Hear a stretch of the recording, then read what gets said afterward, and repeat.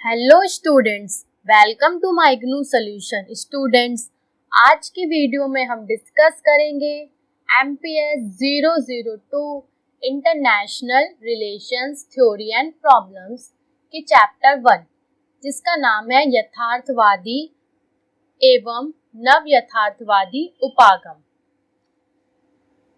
इस वीडियो में हम डिस्कस करेंगे यथार्थवाद क्या है, यथार्थवाद के प्रकार जैसे परंपरागत यथार्थवाद और नव यथार्थवाद, यथार्थवाद की कौन कौन सी अवधारणा है उसके बारे में भी हम डिस्कस करेंगे, और यथार्थवाद के सिद्धांत, और लास्ट में हम डिस्कस करेंगे मॉर्गेंथु के 6 प्रिंसिपल्स। तो चलिए अपनी वीडियो को आगे बढ़ाते हैं और देखते हैं यथार्थवाद क्या है। यथार्थवाद क्या है? यथार्थवाद, जिसे अंग्रेजी में रियलिज्म कहते हैं, अंग्रेजी में क्या कहते हैं? रियलिज्म। यह रियलिटी पर बेस होता है।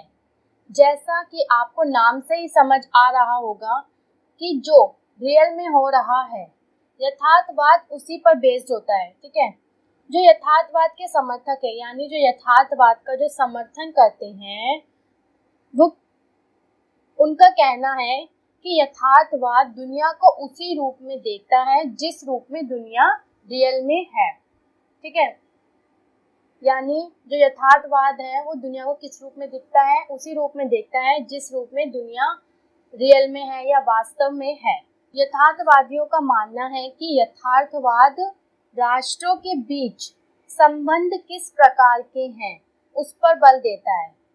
ठीक है, जैसे कि दो राष्ट्र मान लो, ठीक है, उसके बीच संबंध किस प्रकार के हैं, तो यथार्थवाद उसको देखता है या उस पर बल देता है। बेसिकली जो यथार्थवाद है वो शक्ति के लिए संघर्ष है। अब यहाँ पे शक्ति से क्या अभिप्राय है? शक्ति से अभिप्राय यह नहीं है कि मेरे पास कोई जादुई शक्ति आ जाए या कोई जादू शक्ति है, बल्कि शक्ति से अभिप्राय यहाँ पॉलिटिकल पावर से है, राजनीतिक सत्ता से है। ठीक है, तो पॉलिटिकल पावर के दम पर कोई भी राष्ट्र दूसरे राष्ट्र के दिमाग पर, उसकी परिस्थितियों पर भी नियंत्रण करता है। यानी हर व्यक्ति क्या चाहता है? अपने हित के लिए शक्ति चाहता है और दूसरे लोगों पर विजयी होना चाहता है। जिससे क्या होता है? जिससे समाज में संघर्ष पैदा होता है, यानी संघर्ष की जो स्थिति है वो उत्पन्न हो जाती है। क्योंकि जब हर व्यक्ति चाहेगा कि भाई मेरे पास भी शक्ति हो, ठीक है, तो क्या हो जाएगा? वो तानाशाही हो जाएगा और अथॉरिटेरियन हो जाएगा, जिससे क्या होगा? समाज में बैलेंस नहीं हो पाएगा। ठीक है, इनबैलेंस हो जाएगा और समाज में संघर्ष की जो स्थिति है वो उत्पन्न हो जाएगी। ठीक है, अगर हम इस तरह की स्थिति की बात करें तो इस तरह की जो स्थिति है वो हम अंतरराष्ट्रीय स्तर पर भी देख सकते हैं। मॉर्गेंथु ने अपनी पुस्तक द पॉलिटिक्स अमंग नेशन, जो उन्होंने 1948 में लिखी थी, उसमें यथार्थवाद की व्याख्या की है। यानी उन्होंने इस पुस्तक में यथार्थवाद के बारे में बहुत डीपली से समझा रखा। जो यथार्थवाद है, यथार्थवाद को हम राजनीतिक यथार्थवाद या रियल पॉलिटिक्स भी कहते हैं। जैसे कि मैंने अभी आपको बता दिया कि जो यथार्थवाद है वो रियलिटी पर बिलीव करते हैं। जो यथार्थवाद है, यथार्थवाद का विकास, यथार्थवादी एक उपागम है। इसका विकास कब हुआ? इसका विकास 20वीं शताब्दी में हुआ। अब 20वीं शताब्दी में यथार्थवाद का विकास हुआ। और यथार्थवाद का विकास किसके विरुद्ध हुआ? यथार्थवाद का विकास आदर्शवाद के विरुद्ध हुआ। अब पहले हम आदर्शवाद समझ लेते हैं कि आदर्शवाद क्या है, जिसका यथार्थवादियों ने विरोध किया। ठीक है, आलोचना की। आदर्शवाद जो है, आदर्शवाद ऐसे समाज की कल्पना करते हैं जिसमें ना तो शक्ति की राजनीति हो, ना ही अनैतिकता हो, और ना ही हिंसा के लिए कोई जगह हो। यानी आदर्शवाद जो है वो नैतिकता पर विश्वास करते हैं। अब नैतिकता क्या है? नैतिकता वह है जो हमें किसी कार्य को करने की या ना करने की आज्ञा देता है। यानी हमें क्या काम करना चाहिए, क्या काम नहीं करना चाहिए, ये हमें नैतिकता सिखाती है। ठीक है, तो जो आदर्शवाद है वो किस पर बिलीव करता है? वो नैतिकता पर बिलीव करता है। आदर्शवाद के सबसे प्रमुख समर्थक कौन है? ठीक है, आदर्शवाद के जो प्रमुख समर्थक है, अमेरिका के राष्ट्रपति वुडरो विल्सन को आदर्शवाद का प्रमुख समर्थक कहा जाता है। ठीक है, उन्होंने विश्व में शांति बनाए रखने के लिए नैतिकता आधारित अंतर्राष्ट्रीय कानून और अंतर्राष्ट्रीय संगठनों पर बल दिया। अगर हम आदर्शवाद को देखें तो आदर्शवाद जो है वो पहले और दूसरे विश्व युद्ध के दौर में तो लोकप्रिय रहा, लेकिन बाद में आदर्शवाद का जो महत्व है वो धीरे धीरे कम होने लगा। ठीक है, वो शांति स्थापित करने में नाकाम होने लगा, जिसकी यथार्थवादियों ने क्या की, कड़ी आलोचना की। इसके बाद हम नेक्स्ट देखते हैं यथार्थवाद के प्रकार। अब यथार्थवाद के दो प्रकार है।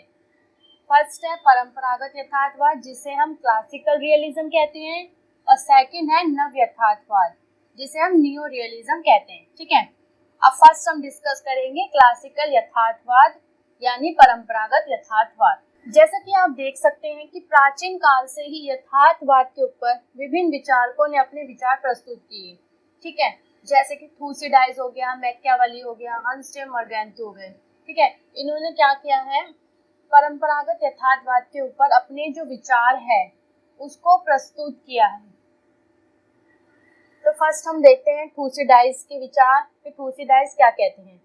थुसिडाइज जो है वो एक ग्रीक विद्वान थे। ठीक है, उनका कहना है कि निर्णय लेने वाले को उसके अच्छे और बुरे परिणामों के बारे में पहले सोच लेना चाहिए कि भाई हम जो निर्णय ले रहे हैं उसका क्या अच्छा और क्या बुरा परिणाम होगा, क्योंकि हम जो निर्णय लेते हैं उसी के अकॉर्डिंग हमारा क्या बनता है, उसी के अकॉर्डिंग हमारा फ्यूचर बनता है।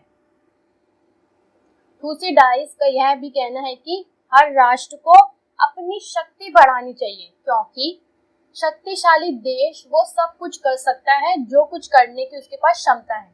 ठीक है, थुसिडाइज के कहता है कि भाई सभी राष्ट्रों को अपनी शक्ति को बढ़ाने का प्रयास करना चाहिए, क्योंकि अगर राष्ट्रों के पास शक्ति होगी तो वो सभी काम कर सकता है जिसको करने की उसके पास क्षमता है। उसके बाद थुसिडाइज यह भी कहते हैं कि जिन राष्ट्र के पास शक्ति नहीं है उसे दूसरे राष्ट्र की बात भी माननी पड़ती है। उसके नेक्स्ट आता है हमारा मैकियावेली। अब मैकियावेली क्या कहते हैं, मैकियावेली कहते हैं कि शासकों को नैतिक व अनैतिक दोनों तरीके से अपनी शक्ति को बढ़ाने के प्रयास करने चाहिए, यानी नैतिक तरीका भी अपनाना चाहिए अपनी शक्ति को बढ़ाने के लिए और अनैतिक तरीका भी। मैकियावेली यह भी कहता है कि शासकों में शेर और लोमड़ी जैसे गुण होने चाहिए, यानी शेर जैसी ताकत और लोमड़ी जैसी चालाकी होनी चाहिए, क्योंकि अगर शेर जैसी ताकत होगी तो कोई भी देश कमजोर देश को हरा सकता है। ठीक है, और अगर लोमड़ी जैसी चालाकी होगी यानी चालाकी जैसे गुण होंगे किसी राष्ट्र में तो वो शक्तिशाली देश को भी हरा सकता है। ये कौन कहते हैं, ये कहते हैं मैकियावेली। और अगर हम हंस जे मर्गेंथु की बात करें तो हंस जे मर्गेंथु जो है वो हर चीज के लिए किसको जिम्मेदार मानते हैं, वो हर चीज के लिए मानव के स्वभाव को जिम्मेदार मानते हैं। वो कहते हैं कि जो भी कुछ हो रहा है वो मानव के स्वभाव के कारण हो रहा है, क्योंकि जो मानव का जो स्वभाव है वो कैसा है, वो नकारात्मक प्रकृति का, यानी वो स्वभाव ही है।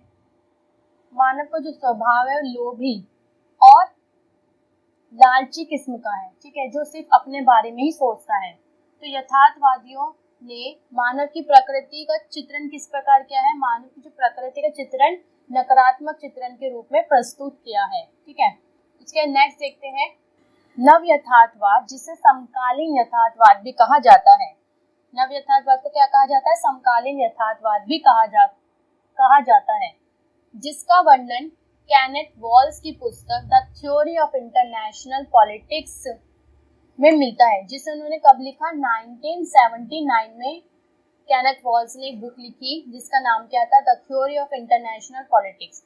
इसमें उन्होंने न्यू रियलिज्म की बात की है। जो केनेथ वॉल्स है, केनेथ वॉल्स को नव यथार्थवाद का समर्थक माना जाता है।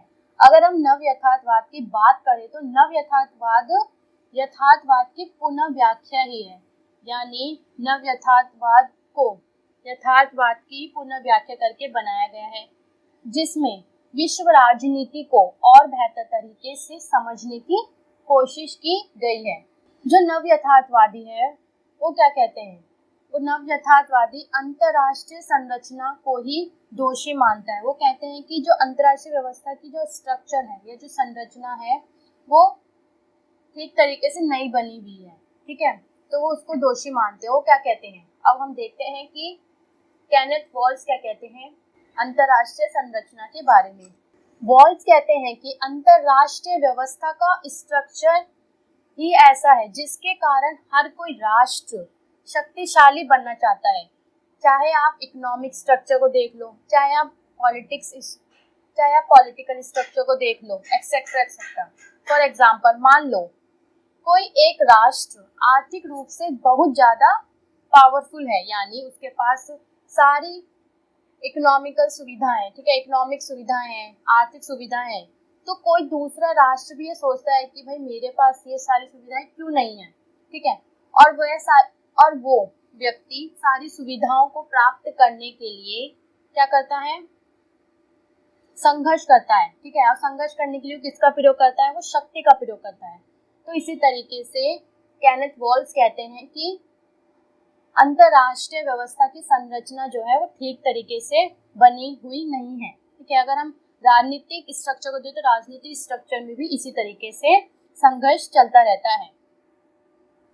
इस प्रकार नव यथार्थवाद ने हर एक चीज के लिए किसको जिम्मेदार माना, हर एक चीज के लिए अंतरराष्ट्रीय व्यवस्था को ही दोषपूर्ण माना है। उसके बाद हम देखते हैं कि आक्रामक नव यथार्थवाद जिसे सापेक्षिक शक्ति कहते हैं, ठीक है, उसके बारे में देख लेते हैं कि आक्रामक यथार्थवाद क्या है। आक्रामक यथार्थवाद को हम ऑफेंसिव रियलिज्म भी कहते हैं, यानी प्रत्येक राष्ट्र, यानी आक्रामक यथार्थवाद यानी प्रत्येक राष्ट्र दूसरे राष्ट्र पर आक्रामक या हावी होना चाहता है, ठीक है, ताकि कोई दूसरा राष्ट्र उससे आगे ना निकल जाए। अब हर राष्ट्र क्या चाहता है कि भाई मैं आक्रामक बनूं, मैं सबसे ज्यादा पावरफुल बनूं, ताकि मैं सबसे आगे रहूं, ठीक है, कोई मुझसे आगे ना निकल जाए। तो ये आक्रामक यथार्थवाद है। दूसरा है रक्षात्मक यथार्थवाद। केनेथ वॉल्स कहते हैं कि प्रत्येक राष्ट्र अपनी रक्षा करना चाहता है, इसी कारण वह शक्ति प्राप्त करना चाहता है, क्योंकि प्रत्येक राष्ट्र क्या सोचता है कि भाई मुझे अपनी रक्षा करनी है, इसलिए वो शक्ति को हासिल करना चाहता है। तो स्टूडेंट्स, आपने यहाँ पे यथार्थवाद के दोनों प्रकार को देख लिया है, परंपरागत यथार्थवाद और नव यथार्थवाद। अब नेक्स्ट देखते हैं यथार्थवाद की प्रमुख अवधारणाएं। अब यथार्थवाद की प्रमुख अवधारणाएं कौन कौन सी है उसको देख लेते हैं। फर्स्ट है राष्ट्रीय हित। यथार्थवादियों का कहना है कि राष्ट्रीय हित पर बल देना बहुत ज्यादा जरूरी है, यानी यथार्थवादी राष्ट्रीय हित पर बल देता है, उसी को सर्वप्रमुख मानता है। राष्ट्र हित के लिए शक्ति को एकमात्र तरीका माना गया है, यानी राष्ट्र हित को हम सुरक्षित किस तरीके से रख सकते हैं, शक्ति के बल पर हम राष्ट्र हित को बनाए रख सकते हैं और उसे सुरक्षित भी रख सकते हैं, ठीक है। नेक्स्ट है हमारा राष्ट्रीय शक्ति। अब मॉर्गेंथो ने यहाँ पे राजनीतिक शक्ति को लिया है, जैसे राजनीतिक शक्ति के लिए संघर्ष का एकमात्र तरीका है, ठीक है, राजनीति जो है वो शक्ति के लिए संघर्ष का क्या है, एकमात्र तरीका है। शक्ति के बल पर सब कुछ किया जा सकता है, अगर हमारे पास शक्ति होगी तो हम वो सभी कार्य कर सकते हैं जिसे करने की हमारे पास क्षमता है, ठीक है, और हमारे पास उसे करने की योग्यता है।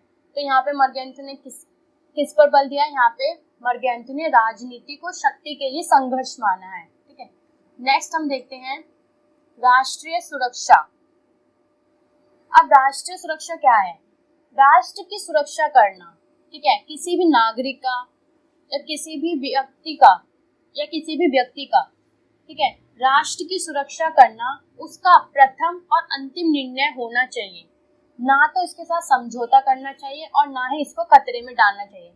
हम राष्ट्र की अगर सुरक्षा ही नहीं करेंगे तो क्या हमारे लिए सारे कार्य करना ठीक रहेगा? नहीं, क्योंकि राष्ट्र की सुरक्षा करना ही हमारा सबसे इम्पोर्टेंट मुद्दा है, ठीक है। तो इसीलिए राष्ट्र की सुरक्षा करना हमारा सबसे प्रथम और अंतिम निर्णय ही होना चाहिए, ना तो इसके साथ हमें किसी भी तरीके का समझौता करना चाहिए और ना ही और ना ही हमें इसको किसी भी तरीके से खतरे में डालना चाहिए। नेक्स्ट है हमारा अंतरराष्ट्रीय संबंध के यथार्थवादी उपागम के कुछ महत्वपूर्ण सिद्धांत। तो फर्स्ट हम देखेंगे संघर्ष का सिद्धांत। स्टूडेंट्स, यथार्थवादी उपागम के जो सिद्धांत है बहुत ज़्यादा इम्पोर्टेंट है, तो आप इसे एग्जाम में जरूर लिखिए ताकि आपका जो आंसर है वो एकदम बैलेंस आंसर दिखे और आप अच्छे मार्क्स ला सकें। ठीक है, तो फर्स्ट आता है हमारा संघर्ष का सिद्धांत कि संघर्ष का सिद्धांत आखिर है क्या। यथार्थवादी कहते हैं कि मानव की जो प्रकृति है वो किस तरीके की है, मानव की जो प्रकृति है वो संघर्ष में प्रकृति है। ठीक है, जिसके कारण प्रत्येक मानव के मध्य क्या होता रहता है, संघर्ष चलता रहता है, चाहे वह अपने हित के लिए हो या दूसरों पर नियंत्रण स्थापित करने के लिए, कि मैं सबसे ज्यादा शक्तिशाली रहूं, ठीक है, और दूसरों पर मेरा नियंत्रण बना रहे। इसी तरह से अंतर्राष्ट्रीय व्यवस्था की संरचना की स्थिति भी निरंतर चलने वाले संघर्ष का ही प्रतीक है। जो अंतर्राष्ट्रीय व्यवस्था की जो संरचना है वो भी इसी तरीके से बनी हुई है, जिसमें संघर्ष जो है वो निरंतर रूप से चलता ही रहता है, क्योंकि उसमें केंद्रीय सत्ता का अभाव है। ठीक है, केंद्रीय सत्ता क्या है, उसमें अभाव है, यानी उसमें केंद्रीय सत्ता है ही नहीं। अतः इस व्यवस्था में मैत्री, विश्वास और सम्मान के लिए कोई स्थान नहीं है।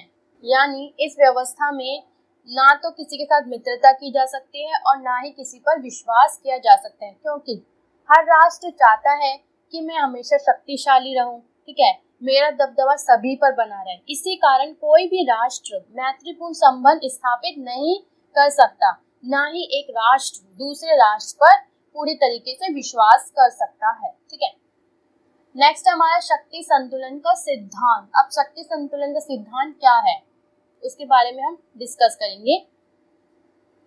शक्ति संतुलन एक ऐसी प्रक्रिया है जिसके माध्यम से राष्ट्रों की शक्ति को नियमित या कम करने के प्रयास किए जाते हैं।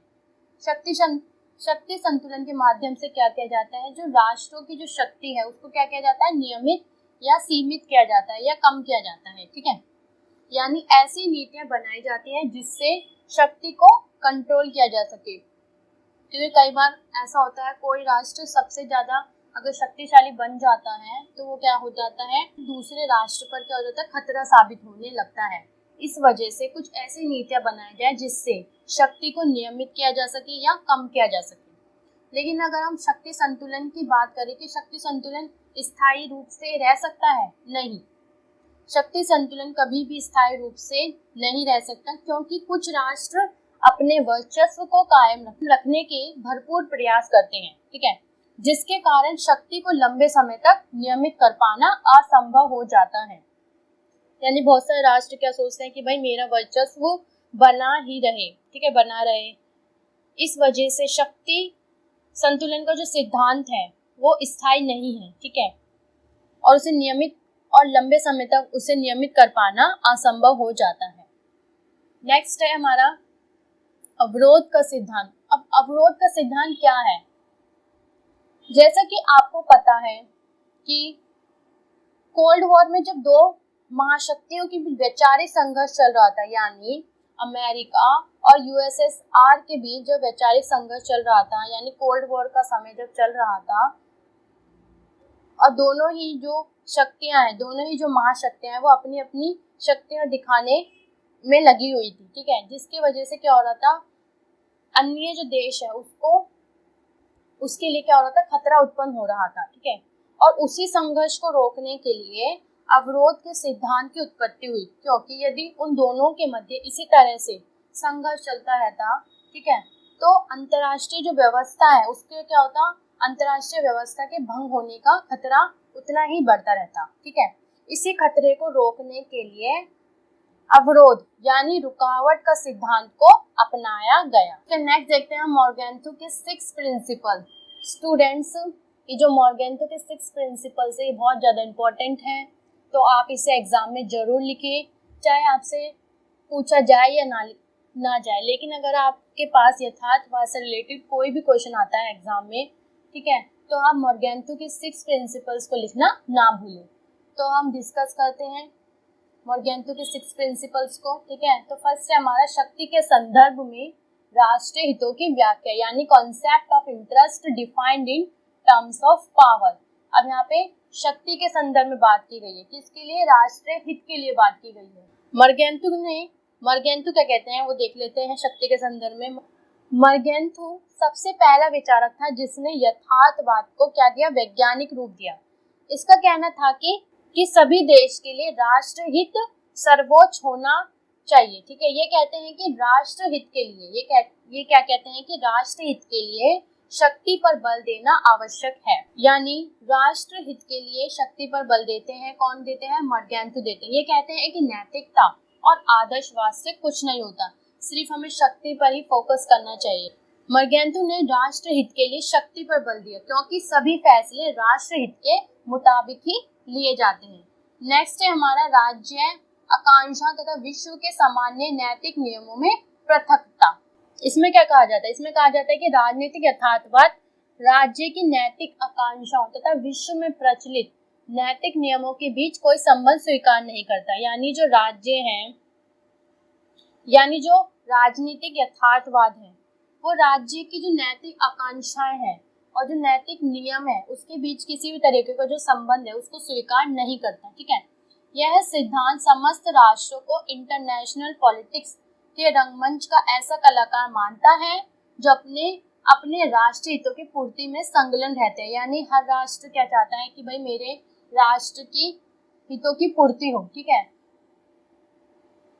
तो जो राजनीतिक यथार्थवाद है वो इंटरनेशनल पॉलिटिक्स को क्या मानते हैं? वो इंटरनेशनल पॉलिटिक्स को रंगमंच का कलाकार मानते हैं। ठीक है, और ये कहते हैं कि जो राज्य हैं वो शक्ति के आधार पर नेशनल इंटरेस्ट की पूर्ति में लगे रहते हैं।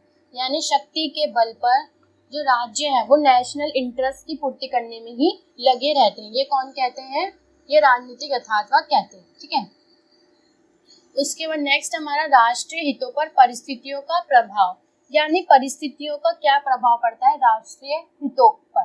ठीक है, अब जैसे कि आपको पता है कि जो परिस्थितियां हैं वो बदलती रहती है। आप देख सकते हैं कि जो पॉपुलेशन है वो भी बढ़ रही है। ठीक है, स्ट्रक्चर है वो भी चेंज हो रहा है। तो इसी तरीके से जो राष्ट्रीय हित है उस पर परिस्थितियों का प्रभाव जो है पड़ रहा है। अब परिस्थितियों का प्रभाव किस तरीके से पड़ रहा है ये देखते हैं कि राष्ट्रीय हित समय के अनुसार क्या करता रहता है? बदलता रहता है। यानी राष्ट्रीय हित जो है समय के अनुसार बदलता रहता है और राष्ट्रीय हित पर्यावरण के हिसाब से ही तय किया जाता है। यानी जैसा माहौल होगा उसी के हिसाब से नीतियां बनाई जाएगी।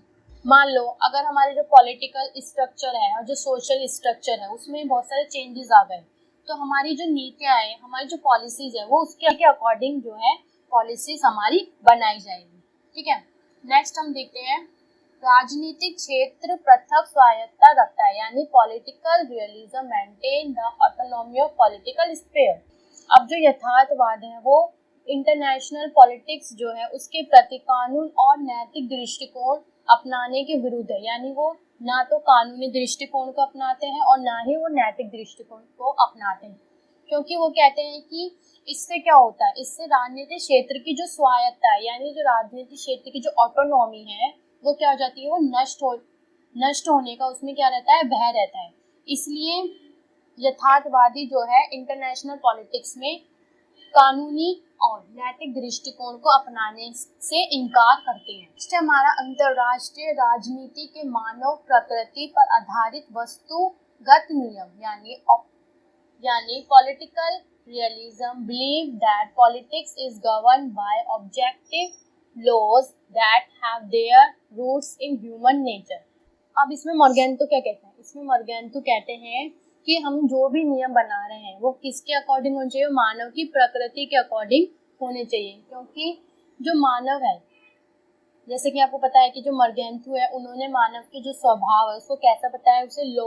उसे लोभी और स्वार्थी किस्म का बताया है। ठीक है, तो जो मर्गेंथु क्या कहते हैं, जो भी नीतियां बनाई जा रही है वो किसके अकॉर्डिंग होनी चाहिए? मानव की प्रकृति के अकॉर्डिंग ही होनी चाहिए। जैसे कि मानव की जो प्रकृति है वो स्थायी है, इसलिए इस आधार पर आधारित नियम भी स्थायी होने चाहिए। इन्हीं के आधार पर इंटरनेशनल पॉलिटिक्स को समझना चाहिए। जो मानव की जो प्रकृति है वो कैसी होती है? वो स्थायी होती है और इसी के आधार पर हमें इंटरनेशनल पॉलिटिक्स को समझना चाहिए। कौन कहते हैं? ये यथार्थवादी कहते हैं। उसके नेक्स्ट हमारा सार्वभौमिक नैतिक सिद्धांत राज्य पर लागू नहीं होते, यानी universal ethical theory does not apply to the state.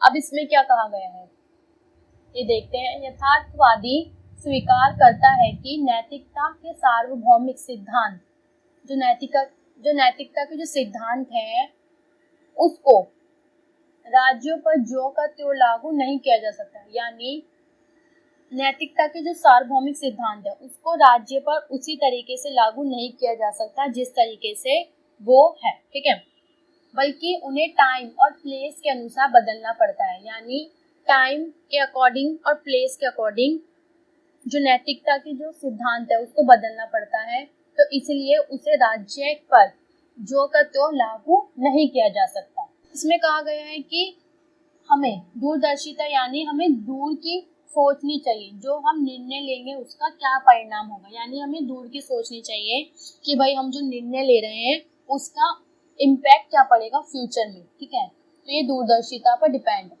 I hope students आपको हमारी ये वीडियो जरूर पसंद आई होगी। स्टूडेंट्स आपको नेक्स्ट वीडियो कौन से टॉपिक पर चाहिए यह आप मुझे कमेंट करके बता सकते हैं, ताकि मैं आपके लिए और वीडियो लेकर आती रहूं। आज की वीडियो में बस इतना ही। एक नई वीडियो के साथ हम फिर मिलेंगे। Thank you for watching. Bye bye.